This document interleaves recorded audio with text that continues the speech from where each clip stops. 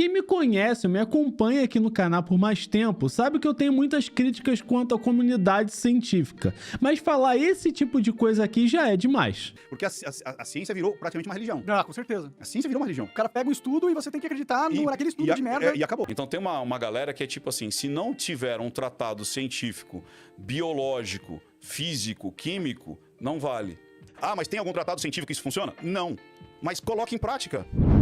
A minha crítica sempre foi direcionada à comunidade científica e de como o mundo faz hoje divulgação científica, mas jamais critiquei o método científico em si. E nesse vídeo aqui eu vou te mostrar como esse tipo de fala ou é baseado em uma ignorância do falante, ou seja, quem está falando não sabe de fato do que é um método científico e sua importância para o mundo, ou é baseado na ignorância do ouvinte.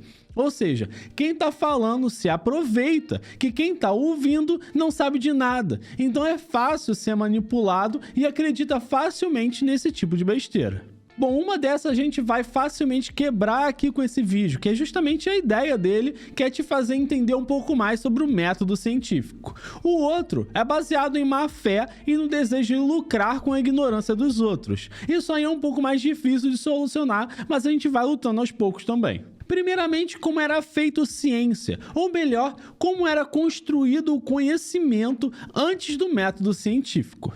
Antes do método científico, passamos por algumas fases da construção do conhecimento. Um que se destaca é a filosofia natural, praticada na Grécia Antiga por grandes filósofos com o objetivo de explicar o mundo natural e desenvolver teorias e hipóteses através da observação e da lógica. Essa fase de construção do conhecimento teve grande importância. Até hoje temos a filosofia como a mãe de todas as ciências. E essa é justamente a primeira fase do método científico, que é a observação, de algum problema ou alguma situação. Mas por que esse método científico é tão importante, o suficiente para dizer se uma área é ciência ou não é? O que faz dele tão especial? Bom, quando observamos um fenômeno, ainda que ele ocorra várias vezes, ou até mesmo sempre, isso não quer dizer que ele seja verdade. Por exemplo, se você deixar um pedaço de carne crua na sua janela por alguns dias, em algum momento ele vai começar a criar larvas. Isso quer dizer que as larvas vieram da carne e que você agora descobriu uma receita mágica para criar vida? Não, mas esse é o tipo de coisa que quando você somente observa, ele parece verdade, porque ele sempre acontece da mesma forma. Em uma boa parte da nossa história, esse experimento, por exemplo, como nesse princípio não existia um método científico e era tudo baseado na observação, em alguma parte da nossa história, esse experimento da carne era dito como verdade.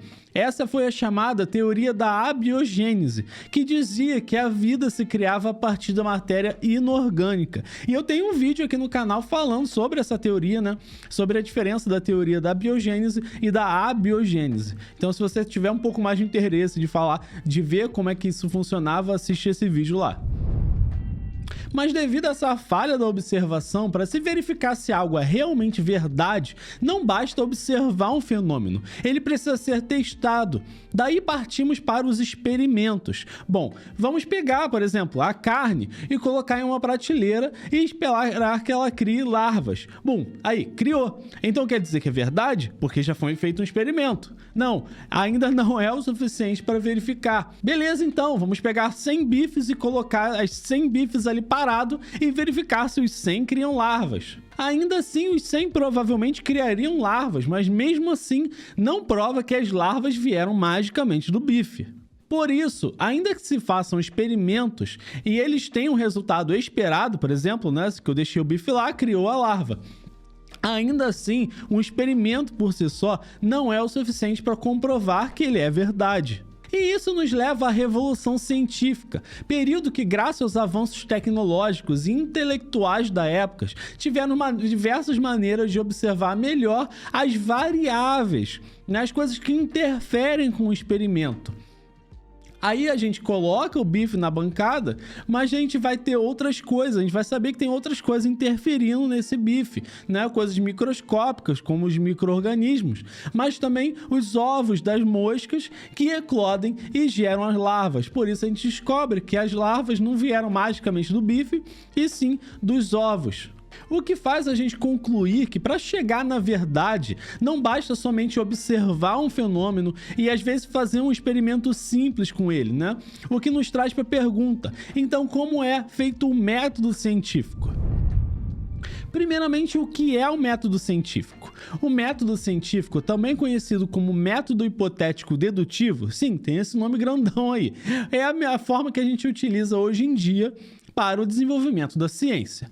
Bom, assim como a filosofia antiga fazia a primeira fase ali de observação, o método científico também vai utilizar isso, né? Então a primeira coisa que a gente vai fazer é observar o fenômeno, que a gente vai chamar de problema, que é a coisa que você quer problematizar, a coisa que você quer observar se é verdade ou não. E essa é uma parte que muitos se complicam. O método científico, ele observa uma coisa em uma situação muito específica. Você não observa, por exemplo, a velocidade que o carro atinge na reta. Não, as perguntas de pesquisa precisam ser muito específicas e o mais isolado possível. Por exemplo, qual é a velocidade que o carro da marca X, modelo X, consegue atingir em uma reta X, 1 km partindo da velocidade zero, né? Precisa ser muito delimitado. E a partir dessa problematização, você consegue delimitar exatamente o que vai ser pesquisado na situação específica que vai ser pesquisado. Porque uma coisa que acontece em uma situação específica não quer dizer que ela vai acontecer em outras situações, né? Por isso que você precisa delimitar muito bem, até para que esse experimento possa ser replicado por outras pessoas que possam colocar nesse experimento da mesma situação que você fez. E com a problemática em mãos, a gente vai precisar de criar hipóteses. Hipótese nada mais é do que o que você acha que é verdade, ou o que você quer comprovar que é verdade, né? Uma coisa que pode explicar o problema da sua questão que você formulou. Por exemplo, se você está verificando a eficácia de um medicamento antihipertensivo em idosos, por exemplo, né? A sua hipótese é que esse medicamento diminui a pressão arterial de idosos. E aí, assim a gente parte, né, para os experimentos, né, depois de ter observado e depois de ter verificado, feito essa hipótese. Agora a gente vai para os experimentos para verificar se essa hipótese que a gente formulou é verdadeira ou não.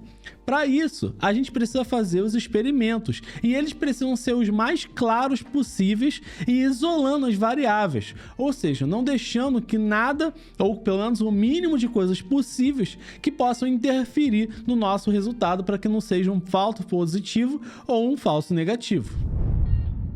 E é importante que na hora de verificar uma hipótese, caso ela proponha alguma ação, por exemplo, o uso de algum medicamento, como o caso que eu citei, né, nós temos que separar um grupo intervenção, ou seja, um grupo que vai receber essa ação prometida, que é a de receber o remédio, mas também precisamos separar um grupo controle, né, que não vai receber nada, ou que vai receber algum remédio sem muito efeito, ou sem efeito nenhum, ou alguma coisa que você quer comparar. Por exemplo, você já tem um remédio que a gente sabe que é eficiente para abaixar a pressão. Então você vai comparar esse, que é o grupo controle, que vai tomar essa medicação que já é comprovadamente funcional, e você vai comparar isso com uma outra medicamento que você quer testar. Né? Por isso que a gente tem sempre um grupo controle, que não vai receber o método que você está querendo testar, e o grupo intervenção, que vai receber o método que você está querendo testar, né? Aí o grupo controle pode ser um placebo, pode ser nada, pode ser algum outro medicamento, né? Aí vai depender do tipo de pesquisa, mas você precisa ter um grupo teste, né? Algum para controlar se está tendo o efeito que você espera ou não. Agora podemos analisar os resultados, compilar eles todos e verificar se a hipótese foi correta ou, caso não tenha sido, se precisa criar uma outra hipótese, aí você precisa testar novamente essa hipótese. Após isso tudo, temos a conclusão, onde os dados e o método precisam ser exposto para trazer a resolução desse problema da questão, né? E esse método ele precisa ser muito bem exposto para que ele possa ser replicado. E essa é uma coisa muito importante do método científico e da ciência por si só. Porque quando você publica alguma coisa, né, quando você faz uma pesquisa, ela precisa ser replicada para outras pessoas, né, para confirmar se foi tudo feito direitinho e se isso é realmente uma verdade, né, em todas as situações possíveis. E esse método foi extremamente importante logo nos seus primórdios, ou seja, quando foi inventado, especialmente quando a gente fala da medicina, em diversos casos, por exemplo, quanto à mortalidade neonatal, que são o número de bebês que morrem logo após o nascimento, e quanto à infecção puerperal, que é uma doença que atinge mães logo após dar à luz e que normalmente leva à morte da mãe em poucos dias. Esses números sempre foram muito altos e muito alarmantes, porque estão diretamente relacionados a aspectos sociais e econômicos, né? Se as pessoas que estão nascendo estão morrendo, elas não vão entrar à fase adulta, né? E não vão produzir para a sociedade. Então era um aspecto que importava muito para a sociedade, tanto médica, mas também para a economia local. Frente a essa situação, um cientista observou esse problema, né, e decidiu passar ele através do método científico.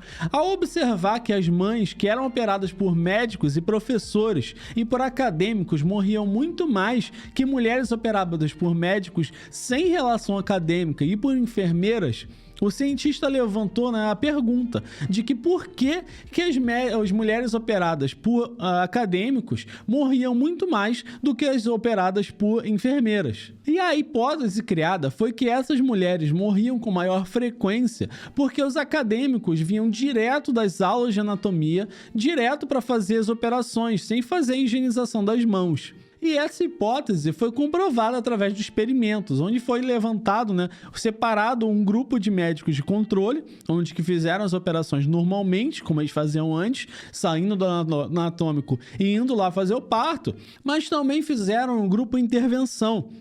Separaram alguns acadêmicos e pediram para sempre que eles saírem do anatômico, lavassem as mãos e depois irem operar essas mulheres. E foi verificado que o grupo de intervenção, né, só teve menos óbitos do que o grupo controle. E essa foi uma pesquisa muito importante, tanto que é retratada em diversos filmes e séries que tratam dessa época. E, obviamente, esse método se popularizou por comprovar os conhecimentos e promover avanços científicos, além de trazer muita segurança, especialmente em coisas relacionadas à saúde, como novas técnicas cirúrgicas, novos procedimentos, novos equipamentos e novos medicamentos também, né? Afinal, você quer ser operado através de uma técnica que nunca foi testada antes e sem nenhuma comprovação de que realmente funciona, ou você quer ser operado através de uma técnica que todas as vezes que foi efetuada teve melhora do paciente? Porque a ciência, ela não se desenvolve de maneira simples. Não é só fazer uma pesquisa e pronto, agora é verdade. Não! Por isso que precisa do método, para que essa pesquisa seja replicada diversas e diversas vezes, de formas, às vezes diferentes, né, para comprovar a mesma coisa. Assim a gente consegue ver se teve contaminação do resultado, se quem fez a pesquisa cometeu algum erro e se ela é realmente segura para ser feita, né, na população em si. Uma pesquisa, para ser considerada verdade, ela precisa ser refeita centenas e centenas de vezes por diversos grupos de cientistas diferentes e, mesmo assim, ela sempre pode ser refutada por novas pesquisas. Por isso, ela traz muita segurança nos seus resultados. Essa pesquisa que eu falei, por exemplo, sobre as mulheres e as crianças que morriam. Hoje parece óbvio, né, que depois de sair do anatômico e mexer com cadáveres, você precisa higienizar as mãos. Mas na época que ela foi feita, ela foi muito questionada, né? Foram feitos diversos outros trabalhos com a finalidade de criticar essa pesquisa. Porém, todos eles chegaram ao mesmo resultado, que se lavar a mão melhora. O mesmo resultado, obtido centenas de vezes, realizado centenas de pessoas diferentes, né, em ocasiões diferentes, que obtiveram o mesmo resultado, é muito mais provável que ele esteja certo do que uma observação de um fenômeno isolado. Mas então tudo que não utiliza esse método deve ser desconsiderado? Não, nós temos o chamado senso comum, que é o saber popular, os conhecimentos baseados em somente observação. Esses são sim saberes, porém não são saberes científicos. Por muitas vezes, um senso comum é avaliado por algum cientista, né, que expõe esse saber comum ao método científico. E ele, por vezes, né, é comprovado sim verdade. É o caso de alguns produtos medicinais, por exemplo, né?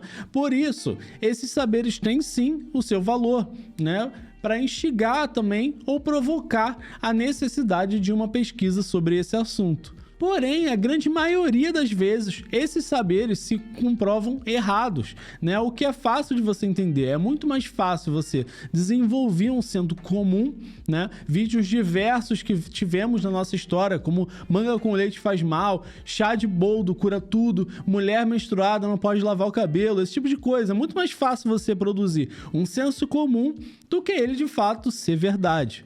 Por isso, não se pode fazer uma recomendação baseada em um senso comum. Como esse saber não foi exposto ainda a uma pesquisa científica para verificar a comprovação desse senso comum, não se sabe se ele é realmente verdade, em quais situações ele pode ou não funcionar, dependendo do que for, né? Ele pode em concentrações maiores. Ele pode fazer sim o que ele promete, mas pode trazer algum mal. É o caso de alguns chás, por exemplo, ervas ou produtos que prometem trazer alguma melhora da saúde, que como não passaram por testes, não se sabe em quais situações esses produtos de fato são benéficos, caso eles não sejam, né? Mas o problema é que você não sabe as situações que esse produto podem ser maléficos à saúde, porque eles não foram testados. Como eu disse, a ciência está aqui para trazer segurança no uso de novas tecnologias e medicamentos e fazer com que trazer, né, o que é mais próximo da verdade possível no que tange algum assunto específico. Mas se o método científico trouxe tantos avanços assim para a sociedade, por que hoje temos tantas críticas ao método científico? Bom, historicamente, nós sempre tivemos muita repulsa ao que é novo e ao que muda o que temos como verdade. Por isso, em todos os períodos da nossa história, a ciência sempre foi muito criticada pela população. Que quando se diz, por exemplo, que a Terra não é mais quadrada, que os animais poderiam se evoluir e serem selecionados pelo ambiente, de forma com que hoje temos animais mais adaptados para cada ambiente. Esses tipos de conhecimentos que mudam o que uma população tinha antes como verdade, né? Essa população tende a ir contra esse novo conhecimento porque ela não quer acreditar que o que ela sabia antes agora está errado, né? E no Brasil, em especial, nós temos um grande desinteresse enquanto à educação. Sempre fomos muito aversos à leitura e com o tempo, em especial nos tempos mais atuais, né, criamos a aversão à ciência. E esse clima de polarização em que nossa sociedade atualmente vive nos traz esse clima de preto ou branco, onde só existe uma verdade ou uma mentira e não há um espaço para questionamento e reflexão, né? Com isso, tivemos o crescimento de grupos de pessoas que são contra a ciência e o método científico, e não por serem contra o avanço tecnológico, né, provocado pela ciência, como já tivemos em outros momentos da história. Na Europa e nos Estados Unidos, temos grupos de pessoas que optam por viver sem tecnologia nenhuma e totalmente isolados. Mas agora temos crescimento de grupos que vão de fato contra a ciência por si só. Como a ciência afirma coisas contrárias ao que elas acreditam, elas têm a ciência como uma vilã. E como em alguns aspectos a ciência não concorda com o que ela acredita, ela passa a negar tudo que representa a ciência e o método científico. E com esse tipo de pensamento, temos o crescimento do discurso da pseudociência. Esse termo é utilizado para as ideias e práticas que afirmam ser científicas, mas que não são apoiadas em evidências ou pelo método científico. Que, como vimos aqui, né, é fácil de cair no erro. Se a gente só observa uma situação sem verificá-la de fato, devidamente, né, ela muitas vezes parece ser verdade, mas de fato não é. Hoje temos o avanço dos grupos terraplanistas, que acreditam que a Terra, na verdade, é plana. E que, na verdade, todo o conhecimento publicado até hoje faz parte de um complô de todos os governos mundiais para mentir para a sociedade. E para comprovar que eles estão certos, eles utilizam de experimentos simples, como, por exemplo, colocar uma régua no horizonte no mar, ou falar sobre a própria percepção humana, de que tudo é plano, né? Afinal, a gente não sente abalamentos, não sente nada escorregando. Quando você coloca uma bola no chão, A bola não segue, né? Então quer dizer que tudo é plano. Isso é novamente a história de colocar a carne e dizer que a larva se criou magicamente. É realizar um experimento esquecendo de tudo que está em volta, interferindo nesse experimento. Como, por exemplo, a curvatura da Terra, que é muito pequena, né? Se medida em uma régua de 30 centímetros no horizonte, lógico que não vai dar nada, porque a Terra é muito grande.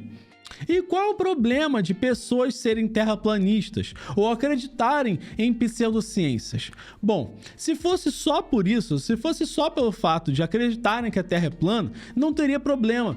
Só que isso está evoluindo muito e passando por uma negação da própria ciência sobre o ensino e do método científico. E isso sim é muito perigoso. Nós tivemos o caso em 2015 da fosfetanolamina, que gerou uma comoção no país inteiro graças a uma pseudo-pesquisa feita sem método científico nenhum, sem fiscalização, que se dizia curar o câncer. Como consequência, tivemos muitas pessoas parando o tratamento de câncer.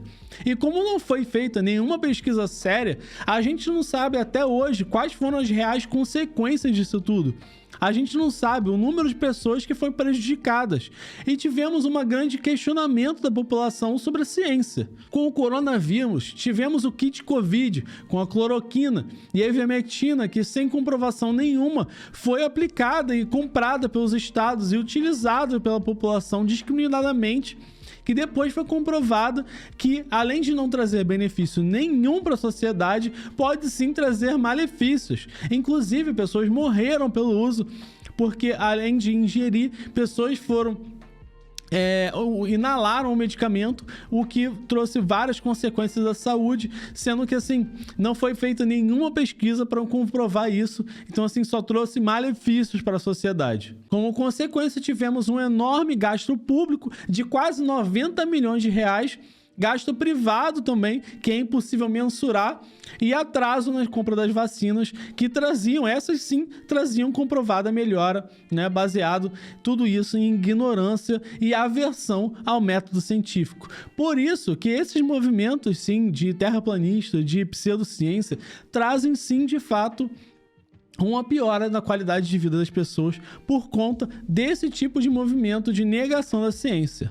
Então, esses movimentos anti-ciência, né, muitas vezes se parecem ser inofensivos, mas trazem sim um agravo na nossa sociedade, especialmente em uma crise de onde falta recursos. Se nós continuarmos aplicando o pouco recurso que a gente tem em terapias que não tem comprovação nenhuma, ou pior, que já foram comprovadamente ineficazes, né? Aí fica muito complicado de fazer saúde no nosso país. E quem é o culpado disso? Bom, é muito fácil ficar aqui apontando o dedo lá para cá, como na ciência. Sempre é dito que para todo problema complexo sempre tem uma resposta simples e errada. Mas eu vou continuar aqui culpando a própria comunidade científica. A comunidade científica sempre se manteve distante da sociedade, o que eu considero um grande erro. A comunidade científica serve à sociedade e essa está lá para trazer segurança e melhorias para a vida da população. Não tem o menor motivo para pesquisador se considerar superior e se manter distante da sociedade. Esse sim eu vejo como um dos principais motivos para o avanço dessa teoria, né, da anticiência no mundo. Como consequência, as pesquisas científicas e os novos avanços ficam presos dentro da própria comunidade científica e esses avanços não têm real comunicação com o público-alvo. Novas tecnologias de saúde são desenvolvidas e nós, nos hospitais, a gente continua realizando técnicas antiquadas de décadas atrás. E isso ainda é pior pensando na população. Conhecimentos que já foram desenvolvidos há décadas, a população continua ignorante. E isso faz com que a população seja ignorante de fato o que é ciência. E isso nos traz para justamente qual é a finalidade aqui no canal, né? Eu criei esse canal justamente para aproximar tanto a população quanto os profissionais que trabalham na ponta, né, da comunidade científica, né, das produções científicas que, devido à falha da divulgação científica, esses trabalhos não chegam à população. Então a minha ideia aqui com esse canal é aproximar, fazer essa ponte da população para a comunidade científica. Então, se você compactua com essa ideia, você acha a ideia interessante, se inscreve aqui no canal, compartilhe esses vídeos para os seus amigos, para os seus grupos de WhatsApp, qualquer pessoa que você acha que vai fazer bom uso desse vídeo. E isso vai ajudar bastante aqui ao canal se desenvolver e crescer cada vez mais e aproximar a ciência da população que mais precisa, né? Bom, era mais ou menos isso que eu queria dizer aqui com esse vídeo. Ficou grande demais, mas eu acho que valeu. Eu acho que trouxe uma boa comunicação aqui com vocês. Bom, um grande abraço e até o próximo vídeo. Tchau!